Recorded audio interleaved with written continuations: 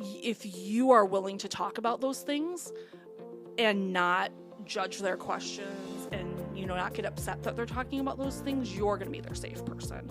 And that's what you want to be. Hello and welcome to Her Kind of Healthy, a podcast series brought to you by Sanford Health. I'm your host, Courtney Collin with Sanford Health News. I'm so glad you're here. In this episode, we are having the girl talk. This conversation is all about puberty. We're diving into what it is, but also how to approach, navigate, and get through what can sometimes feel like an awkward or uncomfortable conversation with the daughter or preteen in your life. I am so excited to bring in Dr. Amy Kelley, an OBGYN at Sanford Health, who specializes in pediatric and adolescent gynecology. Dr. Kelley, good to see you. Hi, good to see you too. We know this is a time of understanding yourself, your body, growing and transitioning into the next phase of your life, but the conversation with a parent or caregiver can be awkward. So I want to start with this.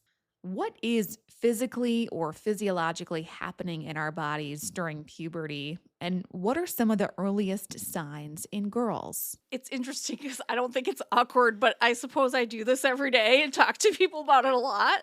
And I think that it's definitely worth looking in the mirror if you're going to talk to your kids and kind of say words that maybe you might have a hard time saying, because if you look and feel awkward, then your kids will kind of look and feel awkward too. And so the more comfortable you can get yourself versed in kind of the language that you need to use, which honestly is just like our body parts, but there are certain body parts and certain things that we've been taught are like really private. Yes. And it's okay that they're private, but when you have a kiddo, like it's really important that they know like the real words for things like their body parts. Yes. I think that if those things like breasts or vagina or any of those things are hard for you to say without blushing, then looking in the mirror and saying them like a million times and making funny faces at yourself so that you like really can say that without blushing will help make the conversation go better. And if you really can't do that, then I would maybe consider talking to your kids when you're getting ready for bed and you're like talking to them about a bedtime story or something, because then it's dark and so it doesn't matter as much. Or if you're in the car, then you don't have to look at them if you feel really awkward. Those are a couple of like tips I have for parents. Good pro tips. Puberty is a time when basically your child is going from being a child to being an adult. And so their entire body, including their brain, changes a lot. And so it's about maturing certain organ systems, the reproductive system in particular, but also other things. Your kids grow taller, they start making pubic hair, they start smelling more like adults, and their brain changes quite a bit and matures. So it really is kind of an all-encompassing thing. It's not just about your reproductive organs. Right. So when would we typically start to see some of these signs in young women? Yeah, so really any time between about 7 and 13 would be pretty normal.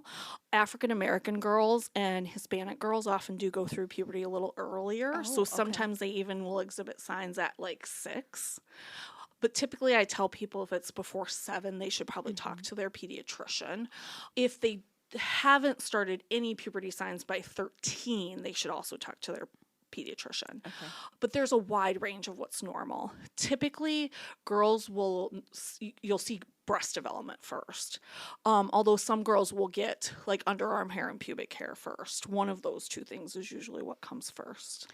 How can parents distinguish between normal development during that kind of normal age range and something that might need medical attention, that might be a concern?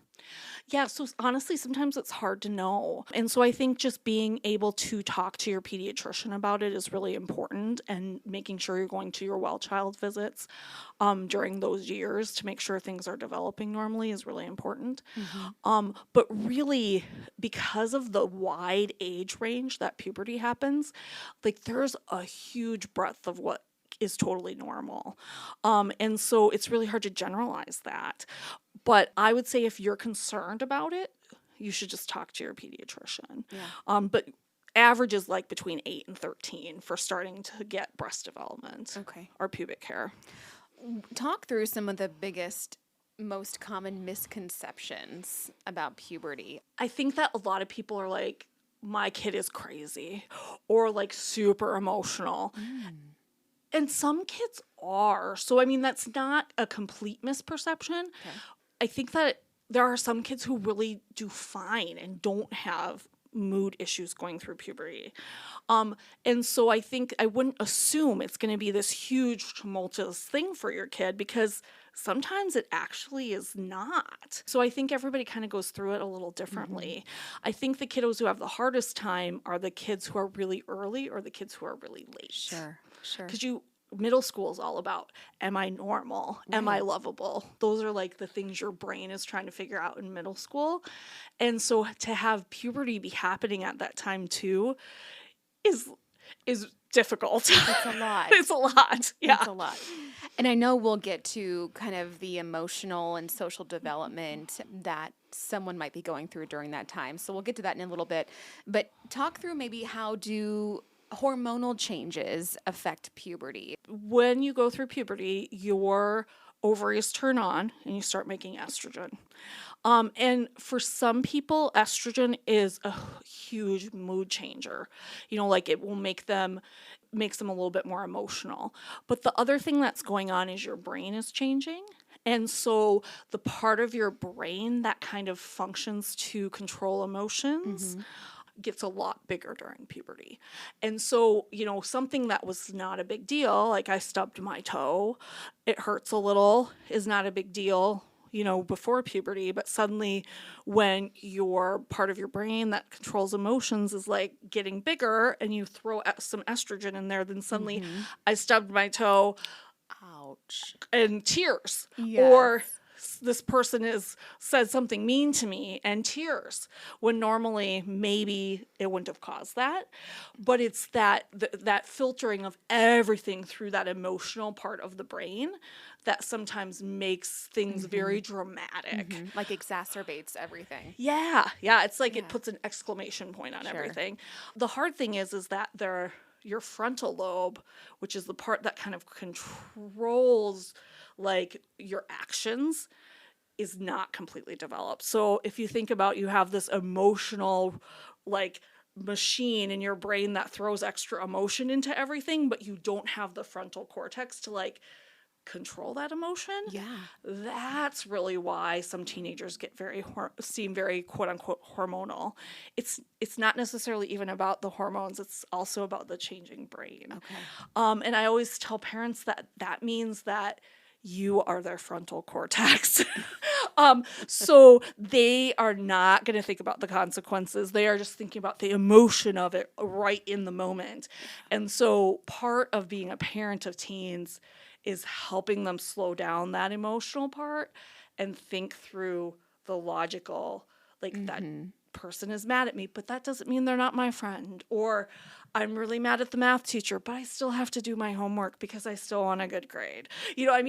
So that is kind of the hard part of being a parent of teens, is that you're their frontal cortex until they have developed it. But you can help them develop it by making them walk through the consequences of what they're doing. That makes so much sense. And it's such good insight. And you are in the thick of it with 18-year-old twins right now. And then a 13-year-old. Well, he's not quite 13. He'll be 13 in a month. But yeah. You are a seasoned pro at the parenting, I'm sure, for this stage of life. Well, giving advice is different than taking it. We're very good, I think, at giving other people advice, and sometimes it's a little harder when it's you. But yeah, I mean, I understand what's behind some of those things. It doesn't always make it easier to deal with as a parent, just knowing that though. So yeah. And of course we're talking about, you have boys and we're speaking about girls, and it's a little bit different, but that kind of that frontal cortex, that idea it could be for both, right? Yeah, no matter definitely what for you've both. got at home. Your frontal cortex, like the planning part of your brain, isn't fully developed until 25. And so, I mean, when we think about older teens and how sometimes they don't make the best decisions too, that's really kind of why. Like that frontal planning cortex isn't completely developed. Okay. But again, it's our jobs to help develop that by making our teens and young adults walk through the consequences of their actions so they can make better choices. If they've thought about it, then usually they can make pretty good choices. So I think the other thing I think is really important with teens is talking about the things that you're worried about. Like if you're worried about there are drugs out there, there's smoking, sex, whatever it is that you're worried about as your kids become teenagers, not talking about it doesn't really help because it's still out there. But talking about it and saying, this is what we expect, as a family, these are our values, and this is the behavior that we're expecting of you, or the choices that we're hoping that you will make, and talking about what are you going to do in the moment, like, what would you say to a friend?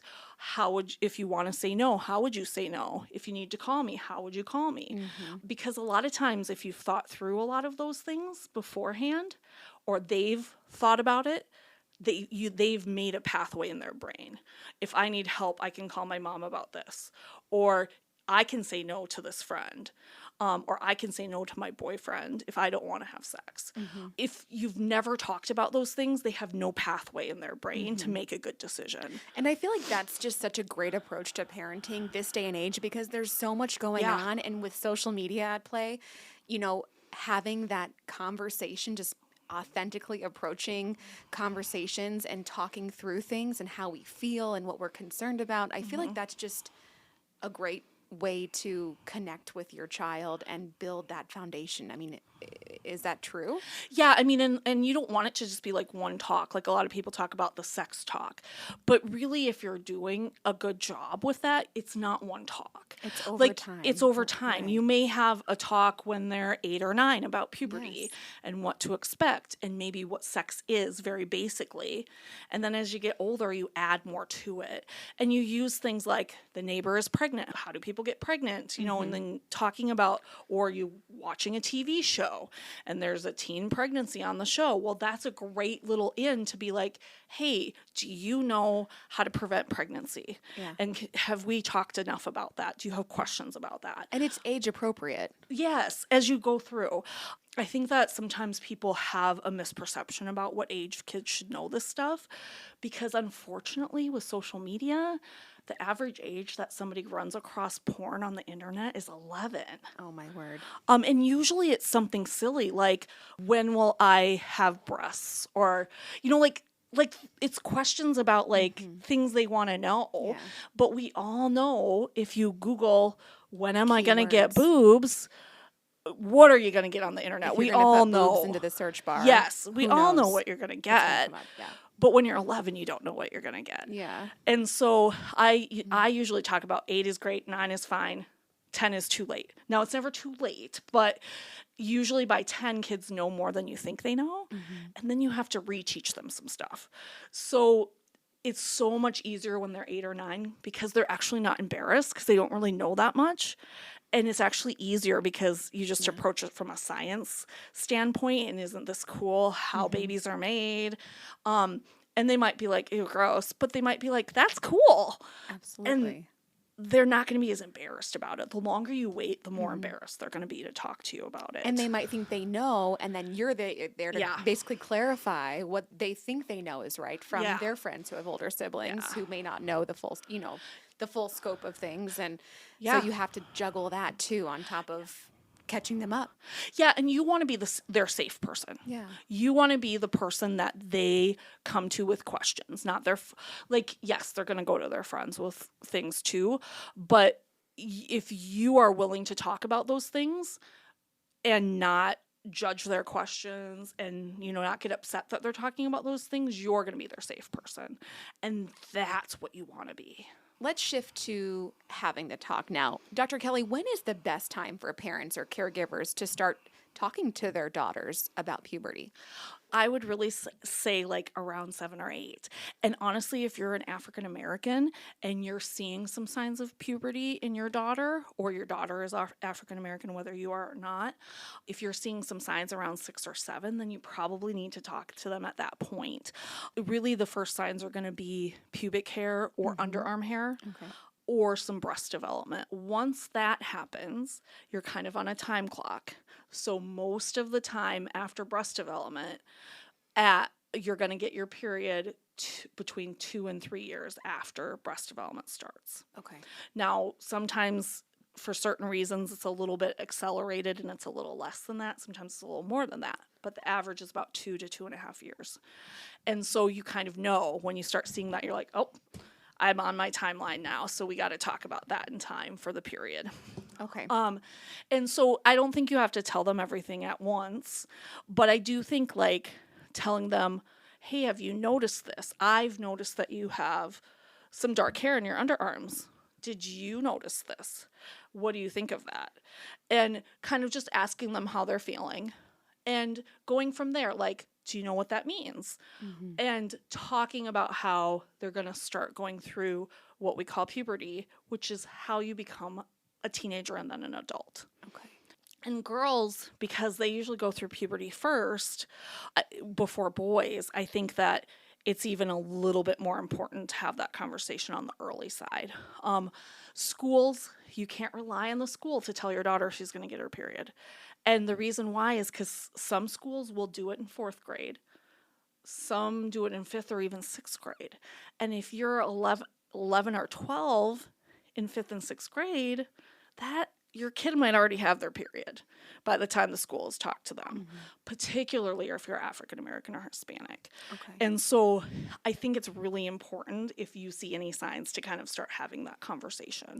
So you had some great tips about ways to approach like body hair, underarm hair specifically, or growing breasts, and then approaching that kind of age appropriately. Are there any other like good tips, age appropriate tips, ways to explain that first period or body changes? Maybe when we get a little bit older to 7 or 8, say, or 9, would you still approach it the same way? Kind of like, hey, have you noticed this? How do you feel about that? Like any other tips along those lines for parents or caregivers? I would just kind of start with the same kind of thing. Sure. And then, talk about if you're a mom, you can say, I experienced that too when I was going through puberty. Mm-hmm. And these are kind of the things that are going to come next. And talking about how breasts may grow enough that maybe we're going to have to talk about getting a bra for you. And hey, once you have underarm hair, you might smell weird. Like you are going to sweat more. And maybe we should think about deodorant and like doing something along those lines. There's great books out there to kind of help with that. So if you have kind of a more introverted kid who maybe wants to read about it, there's lots of different good age appropriate books. Mm-hmm. There's the American Girl doll series is kind of a classic, but it's called There's Something New About You. And it's really made for like that 8-ish age range, 8, 9. And then there's actually follow-up books to the American Girl doll books. Like there's 2 more for older kids, but of course sometimes kids outgrow dolls. Sure. So another great book series is called Girlology. It's like biology, but girl instead. And it's written by an OBGYN and a pediatrician together. And there's three in that series. And one of them is about puberty for like ages 8 to 11. There's one that's kind of a middle school book that's a lot about like sex and consent. And there's one that's for older middle schoolers, early high schoolers. That's a lot about contraception and protecting yourself and making good choices. So I really like that book series too, because it definitely kind of grows up with your kids since there's 3 different ones. Great resources. Thank you for that. We kind of touched on this at the beginning of the conversation, Dr. Kelley, but what advice would you have for parents or caregivers who feel uncomfortable or unsure about how to start the conversation? And you kind of gave some great options, like if you feel this way or that way, maybe in the car, it's casual, or maybe before bed, it's dark, less eye contact. Things like that. Those are 2 ways to kind of, if you feel uncomfortable, to kind of allow you to not look at your child, or if it's in the dark, like they may not see if you're a little bit uncomfortable. Sure. But I think just starting with the basics and let them lead the conversation a little bit. A conversation at 8 about puberty and sex is very different than a conversation at 14 or 15. And when I talked to my kids about this, we were laying down in bed and one of them had asked me a question about the neighbor being pregnant, and I'm like, okay, this is it. I'm gonna do it. And so Your day has come. And my day has come. And they were like 8-ish, 8.5. Okay. And I was like, hey, like, you asked me like how people get pregnant because, you know, our neighbor's pregnant. Or I think it was maybe even the dog, like their dogs were having puppies or something. And somebody was with child or puppy. And I said, so like, let's talk about how that happens. And I was just very like scientific about it. You know, like, this is how babies are made. It's like super cool. And, you know, sex is something that happens only between adults. And I told them like the name, like use the names of their parts. You know, I use the word penis. I use the word vagina. Mm-hmm. Because actually, unfortunately, average age of sex abuse is 9. And so that's kind of the other reason that I recommend your kids know the basics about sex at 8 or 9 is because it can help protect them. And it includes like the names of the actual body parts. Yeah, because and your kids have to know the names of their body parts because if something happens to them, they have to be able to tell you what happened and to tell someone else what happened. Yeah. And if they don't know the right names, that can lead to confusion and misunderstanding if they tell like a teacher or something. I actually had somebody who called their vagina a pocketbook and told their grandma that someone was hurting their pocketbook. And their grandma didn't know that was the name. And so it kind of delayed that being found out. And so I always tell people kind of that story, like you have to tell your kids the real names of things. Yeah. But also like if you tell them, if they know what sex is, and they know it makes babies and they know it's only for adults. Like literally that's totally all they need until they're like 11, 12. Then I think that it also helps them protect them. Like if someone tries to trick them, they can be like, no, my mom said that's only for adults. Like, why would I do that? Right. You know, they can kind of help protect themselves. Yeah. Yeah. But puberty wise, that's kind of how I cleared the fence over to puberty. And I was like, remember you guys are talking in school, like the girls are going to talk to the health teacher about periods. And I'm like, remember how we talked about what happens when you make babies and how the sperm and the egg have to meet? I said, you have to like go through puberty before you can have sperm and eggs. And the way that girls get those is this. And I kind of talked about the menstrual cycle with them. Okay. You know, and some people are like, well, why would you tell boys that? But because they should know. Because they should know what happens. Because then they get into their 20s and they start having a girlfriend and they're like, what's going on with your body? Yeah. And my mom never told me. Like that this is a very scientific approach and I like that. Yeah, I think, and honestly I really think when they're young too, you don't have to tell them all the details. Right. And you can kind of let them ask you questions and let them lead you down what they think is important too. Right. And it's interesting, kids will react in very different ways. I had one twin who was like, la la la la la, I don't want to even talk about this. Closing their ears. Yeah. And then I had one who was very, very scientific. Like he had a microscope and he was like, can I look at sperm and eggs under my microscope? Not easily. Like, well, let's put that on ice for now. But it was just interesting. Like kids do react different. Then they're going to react maybe completely unexpected from what you thought too.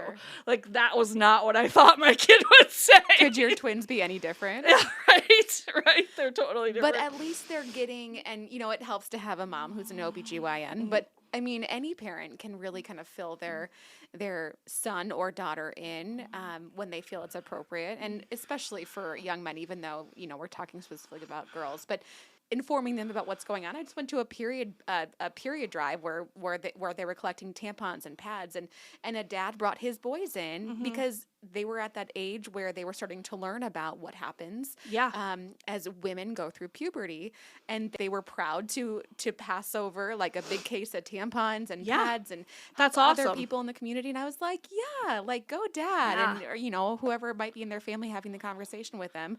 But it's a good thing. It's okay to spread awareness about.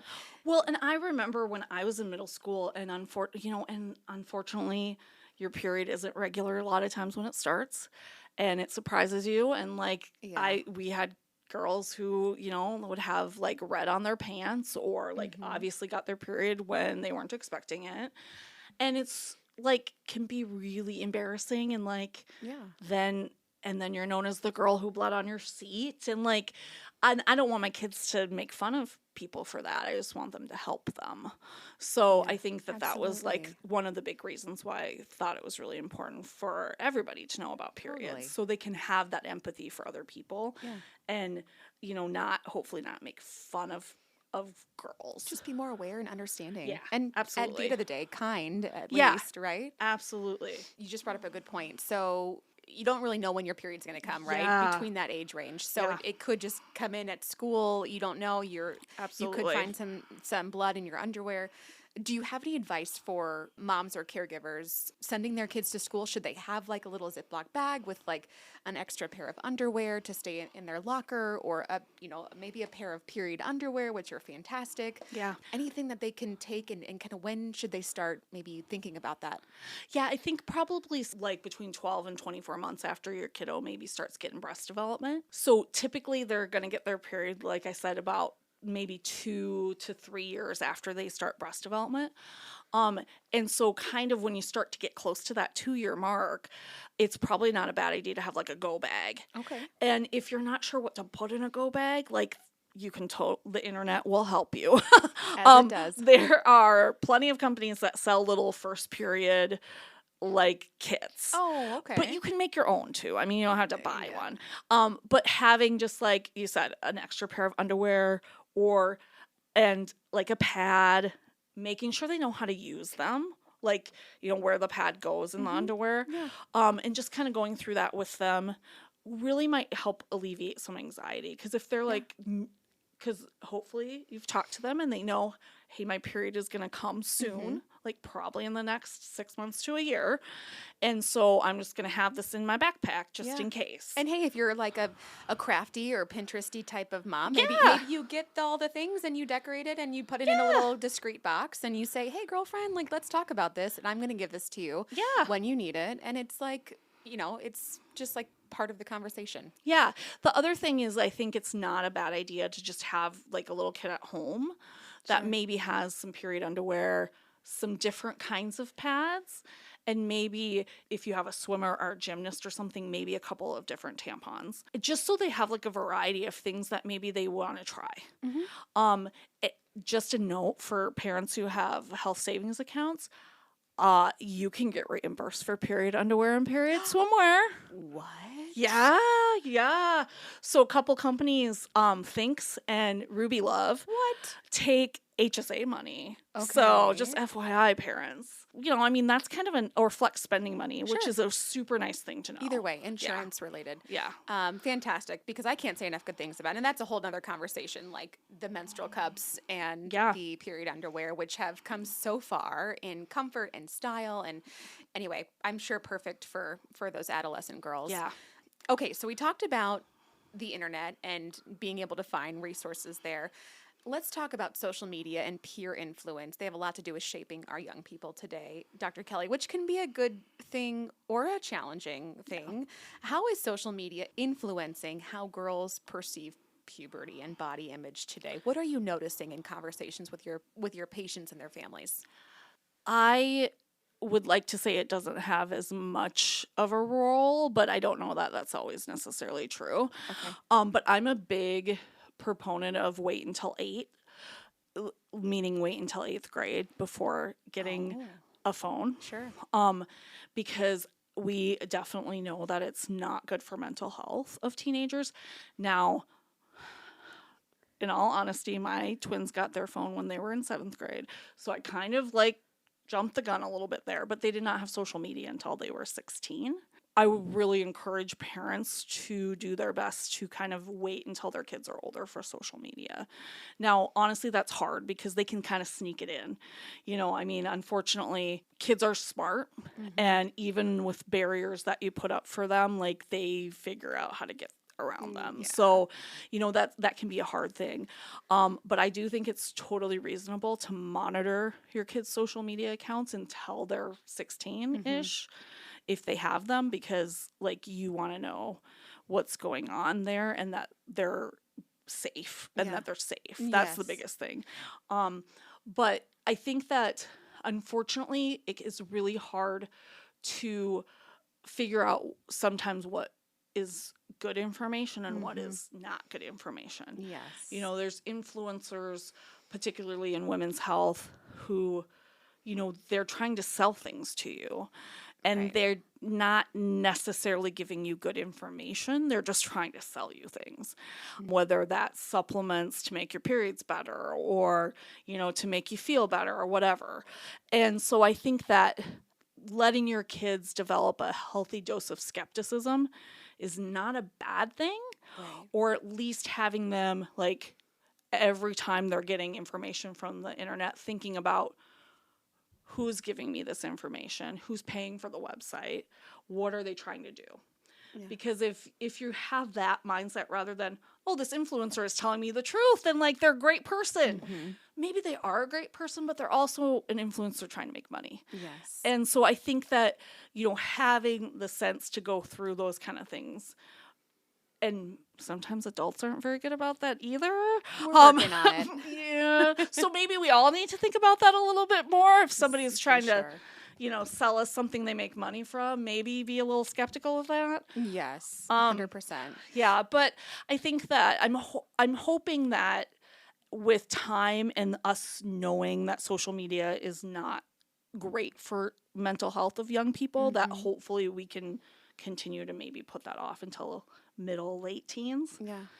But yeah, I think that you just got to have your button in there all the time. If you're letting Yeah. your kids have some social media, you got to like be following them. You Get got to in know front of who their things. friends are and try to, it's so hard because they're always one step ahead of I you. know. So yeah, it can be rough. Especially when it comes to social media. And that was my next question about filtering out misinformation. How do we do that and help them develop a healthy self-image? But it really sounds like, you know, when it gets down to it, like just making sure you're having that open, honest conversation, or at least keeping that line of communication open to allow them to ask questions. And then maybe when they do see something, they're comfortable to approach you about it. And then you're getting in front of it to like clarify or kind of dispel some misinformation, or at least helping them build that healthy dose of skepticism, like you said, which is always a good thing. Well, and I always try to give my patients and my kids websites that I know are good, because there's, especially with reproductive health, there's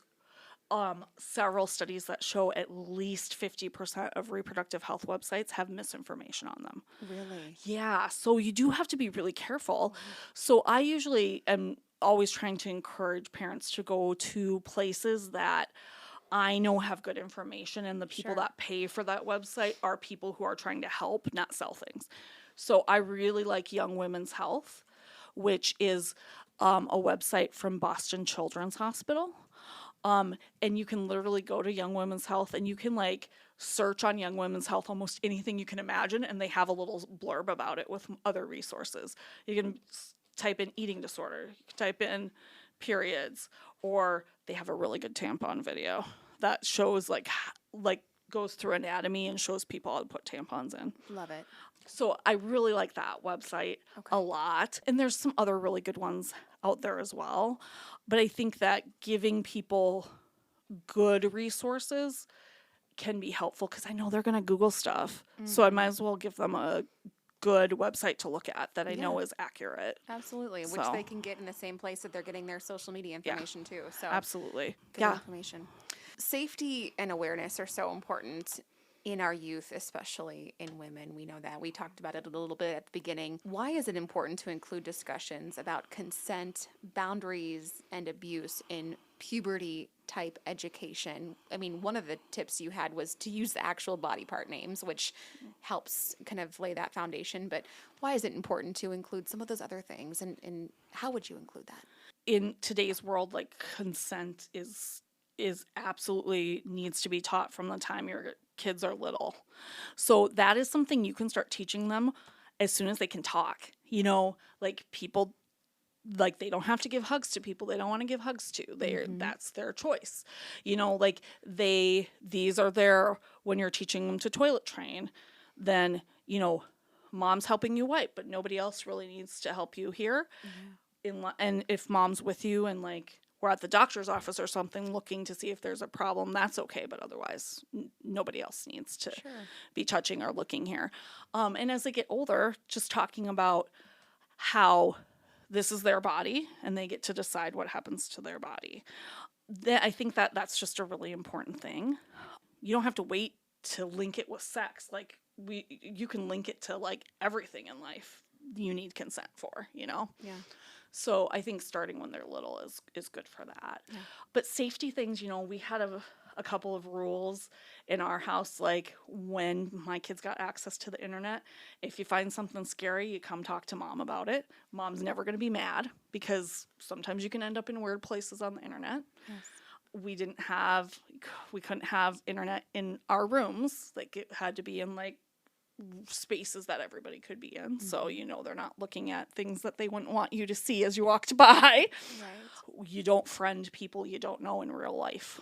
You don't play games with people that you don't know in real life. Mm-hmm. Now, as my kids have gotten older, those that's shifted because they're old enough that they can make some of those choices on their own, and I'm not so strict about it.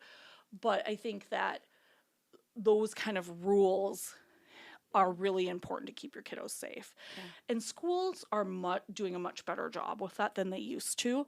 You know, my kid that's younger, he knows you don't give your real name on the internet if you're talking to somebody, and I'm like, we only talk to people we know in real life. But you know, they have taught him at school, you don't give your address to anybody, you don't give your full name to anybody, you don't give your phone number to people, you don't tell them all these things.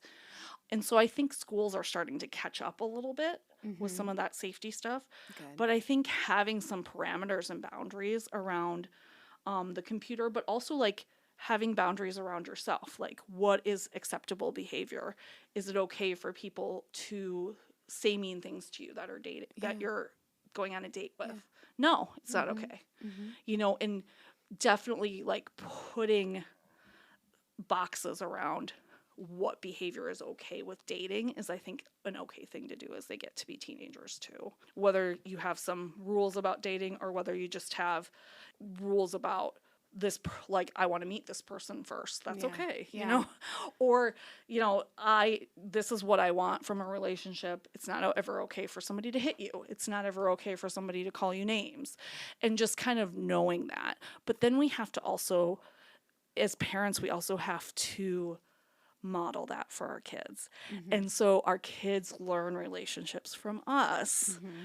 That sometimes means that you get a little microscope on your own relationships, which can sometimes be hard because then you're teaching them, but maybe you're not showing them some of that. So like how you should be treated or how you want to be treated. Yeah. So I think that like it's also really important to model those behaviors, and that can be a little bit harder. Totally. Like, it's much easier to be like, do what I say, not what I do. Mm-hmm. Like, you know, but your kids will pick up what's going on with your relationship. So I think that it's also important, if your relationship needs some work, like as your teens get older, I also think it's okay to be like, yes, you know what? You're right.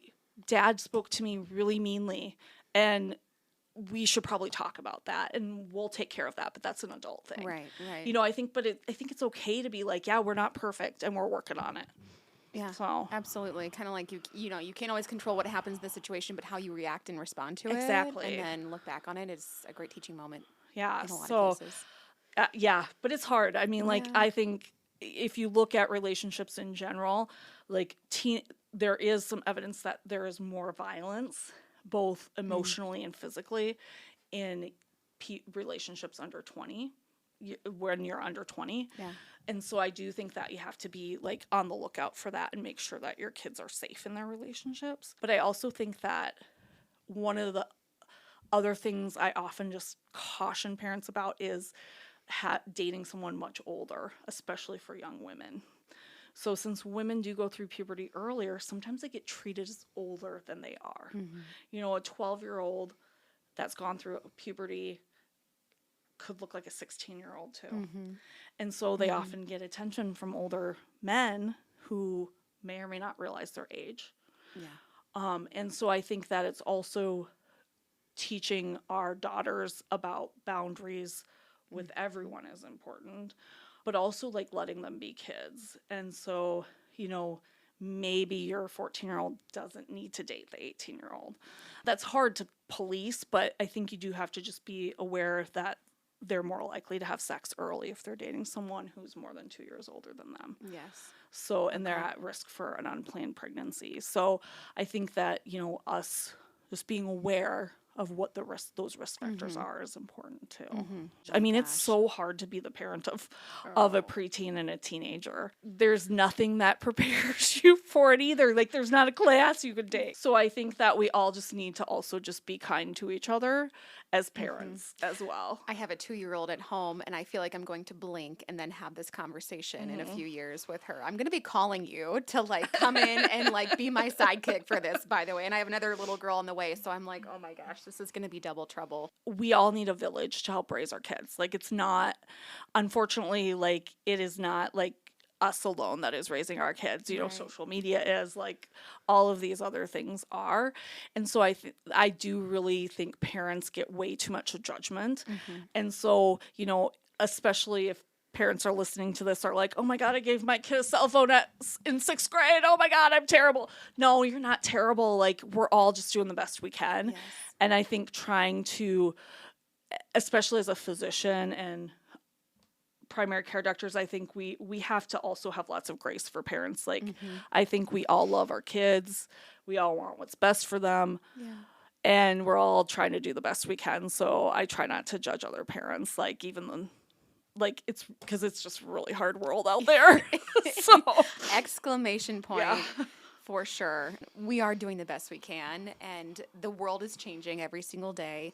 We never know what tomorrow is going to bring. But again, when it comes down to it, having that line of open communication, keeping that open, no matter what type of household you're in, what type of situation you're in, that relationship with, if you're caring for an adolescent girl or it's your daughter, granddaughter maybe, that's important, right? I mean, what else would you say to parents as they kind of think and we wrap this up? I think I would say 2 things. One is that your kid is going to grow up and be an adult.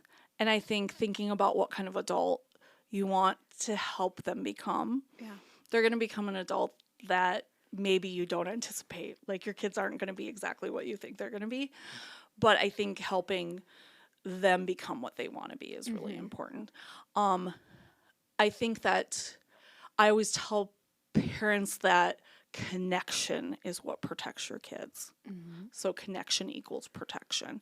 So I think we're all so worried about protecting our kids from all these other things, but they're going to get exposed to that. They're going to grow up. They're going to see all these things. So we need to teach them how to deal with all the things in the world. So connection allows you to help protect your kids because they will come to you and you are their safety.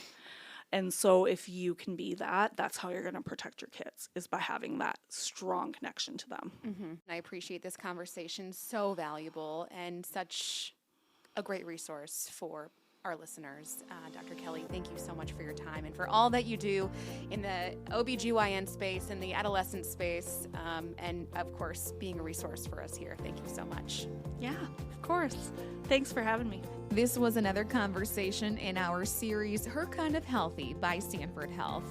A reminder, you can find any of our Sanford Health podcast series wherever you listen and anytime at news.sanfordhealth.org. I'm Courtney Collin. Thanks for being here.